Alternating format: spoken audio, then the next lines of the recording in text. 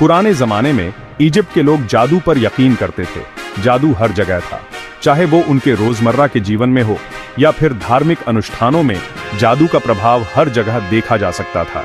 Priest लोग भगवान को समझने के लिए जादू का इस्तेमाल करते थे।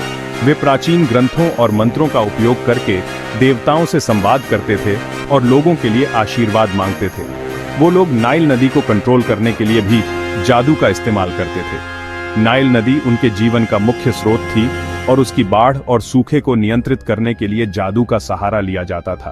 फारो, जो इजिप्ट का राजा था, सबसे ताकतवर जादूगर था। उसकी शक्ति और अधिकार को जादू के माध्यम से और भी बढ़ाया जाता था। वो खुद को भगवान मानता था। फारो का मानना था कि वह देवताओं का प्रतिनिधि है और उसकी हर बात को देवताओं का आदेश माना जाता था। फारो लोगों को डराने और उनमें अपनी ग्रेटनेस दिखाने के लिए जादू का इस्तेमाल करता था। वह अपने अनुयायियों को यह विश्वास दिलाता था कि उसकी शक्ति असीमित है और वह किसी भी चुनौती का सामना कर सकता है। वो अपनी पावर बरकरार रखने के लिए भी जादू का इस्तेमाल करता था। फारो के पास कई जादुई वस्त्र और प्रतीक होते थे जो उसकी शक्ति को और भी बढ़ाते थे। इजिप्ट के लोग फारो के जादू पर बिलीव करते थे। वे मानते थे कि फारो के पास अलौकिक शक्तियां हैं जो उन्हें सुरक्षित रख सकती हैं और उनके जीवन को बेहतर बना सकती हैं। वो लोग फारो की हर बात मानते थे। फारो के आदेशों का पालन करना उनके लिए एक धार्मिक कर्तव्य था और वे उसे देवताओं का आदेश मानते थे। लेकिन एक आदमी ऐसा भी था जो फारो की ताकत को चुनौती देगा। उसका नाम था मोसेस। मोसेस ने फारो की शक्ति को चुनौती दी और अपने लोगों को स्वतंत्रता दिलाने के लिए संघर्ष किया। उसकी कहानी ने इजिप्ट के इतिहास में एक नया अध्याय जोड़ा। जरा सोचो उस पुराने जमाने के बारे में। इजिप्ट की धरती पर सूरज की तपिश, रेगिस्तान के बीचों बीच बहती हुई नाइल नदी। ये नदी जिंदगी का स्रोत थी। ये नदी पावर का स्रोत थी। सदियों तक फेरोज ने इजिप्ट पर राज किया। उन्होंने विशाल मॉन्यूमेंट्स बनवाए। उन्होंने विशाल सेनाओं का नेतृत्व किया। वो लोग ऐशो आराम की जिंदगी जीते थे। लेकिन इजिप्ट के लोग बहुत तकलीफ में थे। वो लोग गुलाम थे। वो लोग आजादी के लिए तरसते थे। मोसेस का जन्म गुलामी में हुआ था। उसकी परवरिश फैरो के महल में हुई थी। लेकिन भगवान ने मोसेस के लिए कुछ और ही सोचा था। उसे अपने लोगों को गुलामी से आजाद करवाना था। उसे अपने लोगों को एक नई जगह ले जाना था। भगवान ने मोसेस से बात की। भगवान ने मोसेस से कहा कि वो फैरो से जाके बात करे। मोसेस डर गया था, लेकिन वो जानता था कि उसे भगवान की बात माननी होगी। वो फैरो के पास गया और भगवान का संदेश दिया। उसने कहा, मेरे लोगों को जाने दो। फैरो मोसेस की बात सुनकर हंसने लगा। उसने पूछा, तुम्हारा भगवान कौन है? मैं ही इजिप्ट का भगवान हूं। मोसेस जानता था कि उसे भगवान की पावर सबको दिखानी होगी। उसने फैरो के जादूगरों को एक मुकाबले के लिए चैलेंज किया। सारे जादूगर फैरो के दरबार में इकट्ठा हुए। उन्हें पूरा यकीन था कि वो मोसेस को हरा देंगे। उनके पास उनका जादू था। उनके पास फैरो का साथ था। लेकिन मोसेस के पास एक ऐसी चीज थी जो उनके पास नहीं थी। मोसेस के पास भगवान की पावर थी। Section 5, the staff and the serpent, a battle of miracles. Moses ने अपना डंडा जमीन पर फेंका। डंडा एक बड़े से सांप में बदल गया। जादूगर हैरान रह गए। उन्होंने आज से पहले ऐसा जादू कभी नहीं देखा था। उन्होंने भी अपने अपने डंडे जमीन पर फेंके। उनके डंडे भी सांपों में बदल गए। लेकिन मोसेस के सांप ने बाकी सारे सांपों को निगल लिया। जादूगर डर गए। वो समझ गए कि वो हार चुके हैं। Section 6, plagues of Egypt, divine wrath और नेचुरल डिजास्टर्स। फैरो गुस्से से भर गया। उसने इजराइलाइट्स को जाने से मना कर दिया। भगवान ने इजिप्ट पर कई विपत्तियां भेजी। नाइल नदी का पानी खून बन गया। पूरे इजिप्ट में मेंढकों की भरमार हो गई। टिड्डियों ने सारी फसल खा ली। आसमान अंधेरे में डूब गया। हर विपत्ति भगवान की पावर का प्रमाण थी। हर विपत्ति फारो के लिए एक चेतावनी थी। लेकिन फारो का दिल पत्थर का बन चुका था। वो नहीं माना। उसने इजराइलाइट्स को जाने से मना कर दिया। Section 7, the exodus, escape from Egypt. आखिरकार भगवान ने 10वीं और आखिरी विपत्ति भेजी। मौत का फरिश्ता पूरे इजिप्ट में घूमा। उसने हर मिस्रवासी परिवार के पहले बेटे को मार डाला। लेकिन इजराइलाइट्स बच गए। उन्होंने अपने घरों के दरवाजों पर मेमने के खून का निशान बनाया हुआ था। मौत का फरिश्ता उनके घरों को छोड़कर चला गया। फैरो पूरी तरह से टूट गया। उसने अपने बेटे को खो दिया था। उसने अपना घमंड खो दिया था। आखिरकार वो इजराइलाइट्स को जाने देने के लिए राजी हो गया। वो लोग जल्दी जल्दी में इजिप्ट छोड़कर चले गए। वो लोग सिर्फ उन्हीं ही चीजें लेके गए जो वो उठा सकते थे। इजराइलाइट्स का पलायन शुरू हो चुका था। The parting of the sea, a moment of faith. Israelites Egypt से भाग निकले। फैरो की सेना उनका पीछा कर रही थी। वो लोग सेना और रेड सी के बीच फंस गए। इजराइलाइट्स बहुत डर गए। उन्होंने मोजेस से कहा, क्या तू हमें यहां मरने के लिए लाया है? मोजेस ने अपना डंडा उठाया। समुद्र दो हिस्सों में बंट गया। बीच में एक सूखा रास्ता बन गया।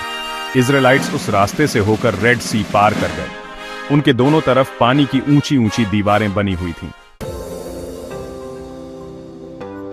Lessons from the Exodus: Courage, Faith, and Freedom. The story of Exodus is one of the most powerful narratives in human history. It is a tale that has been passed down through generations, teaching us about the strength of the human spirit and the power of belief. Red sea का दो हिस्सों में बंटना एक चमत्कार था। यह घटना न केवल एक ऐतिहासिक चमत्कार है, बल्कि यह हमें यह भी सिखाती है कि जब हम अपने विश्वास में दृढ़ होते हैं तो असंभव भी संभव हो सकता है। यह भगवान की पावर का प्रमाण है। यह हमें यह भी याद दिलाता है कि भगवान की शक्ति असीमित है और वह अपने भक्तों की रक्षा करने के लिए किसी भी हद तक जा सकते हैं। यह हमें याद दिलाता है कि अगर भगवान पर यकीन हो तो कुछ भी असंभव नहीं है। जब हम अपने दिल में विश्वास रखते हैं तो हम किसी भी चुनौती का सामना कर सकते हैं और किसी भी बाधा को पार कर सकते हैं। इजराइलाइट्स के पलायन की कहानी साहस की कहानी है। यह उन लोगों की कहानी है जिन्होंने अपने जीवन को जोखिम में डालकर स्वतंत्रता की खोज की। मोजेस ने फैरो का डटकर सामना किया। उसने अपने लोगों के लिए न्याय की मांग की और उन्हें गुलामी से मुक्त करने के लिए हर संभव प्रयास किया। उसने उन्हें आजादी दिलाई। इजराइलाइट्स के पलायन की कहानी भगवान पर विश्वास की कहानी है। यह उन लोगों की कहानी है जिन्होंने अपने विश्वास के बल पर असंभव को संभव बनाया। इजराइलाइट्स को भगवान पर भरोसा था। उन्होंने अपने विश्वास के बल पर हर कठिनाई का सामना किया और कभी हार नहीं मानी। वो लोग डर के बावजूद मोजेस के पीछे पीछे चलते रहे। उन्होंने अपने विश्वास और साहस के बल पर हर बाधा को पार किया। उन्होंने कभी उम्मीद नहीं छोड़ी। उनकी उम्मीद और विश्वास ने उन्हें हर कठिनाई से पार पाने की शक्ति दी। इजराइलाइट्स के पलायन की कहानी आजादी की कहानी है। ये उन लोगों की कहानी है जिन्होंने अपनी स्वतंत्रता के लिए हर संभव प्रयास किया और अंततः सफल हुए। इजराइलाइट्स गुलामी से आजाद हो गए। उनकी स्वतंत्रता की कहानी हमें यह सिखाती है कि जब हम अपने विश्वास और साहस के साथ आगे बढ़ते हैं तो हम किसी भी बाधा को पार कर सकते हैं। उन्हें एक नई जिंदगी मिली। ये नई जिंदगी उनके लिए एक नई उम्मीद और एक नए भविष्य का प्रतीक थी, जहां वे अपने विश्वास और साहस के साथ एक नई दुनिया का निर्माण कर सकते थे। The legacy of Moses and Pharaoh, a timeless tell.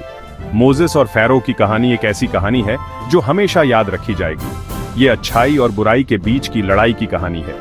ये मुश्किल समय में भी भगवान पर यकीन बनाए रखने की कहानी है। ये कहानी सदियों से लोगों को प्रेरित करती आ रही है। मोजेस और फैरो की कहानी हमें याद दिलाती है कि हमें कभी भी उम्मीद नहीं छोड़नी चाहिए। मुश्किल से मुश्किल समय में भी हमें याद रखना चाहिए कि भगवान हमारे साथ है। हमें कभी भी सही के लिए लड़ने से नहीं डरना चाहिए। हमें हमेशा न्याय और आजादी के लिए लड़ते रहना चाहिए। Conclusion, the power of belief. Moses और फैरो की कहानी हमें यकीन की ताकत का एहसास दिलाती है। यह कहानी हमें दिखाती है कि कैसे विश्वास और संकल्प किसी भी बाधा को पार कर सकते हैं। मोजेस को भगवान पर यकीन था। उसका विश्वास अडिग था और उसने अपने लोगों को स्वतंत्रता की ओर ले जाने का संकल्प लिया। उसे अपने मिशन पर यकीन था।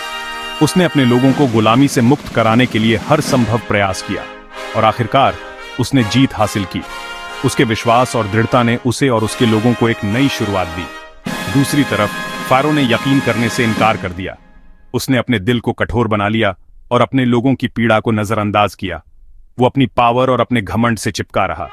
उसने सोचा कि उसकी शक्ति और संपत्ति उसे अजेय बना देगी और आखिरकार वो तबाह हो गया।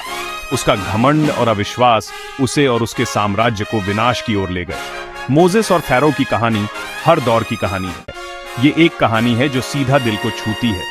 यह हमें सिखाती है कि सच्चा विश्वास और दृढ़ संकल्प किसी भी चुनौती का सामना कर सकते हैं। ये कहानी हमें याद दिलाती है कि हम में से कोई भी, चाहे वो कितना भी छोटा क्यों ना हो, इस दुनिया में कुछ न कुछ बदलाव जरूर ला सकता है। हमें बस अपने विश्वास को मजबूत रखना है और अपने लक्ष्यों की ओर बढ़ते रहना है। हमें बस भगवान पर यकीन करने की जरूरत है। विश्वास की शक्ति हमें अंधकार से प्रकाश की ओर ले जा सकती है और हमें अपने सपनों को साकार करने में मदद कर सकती है।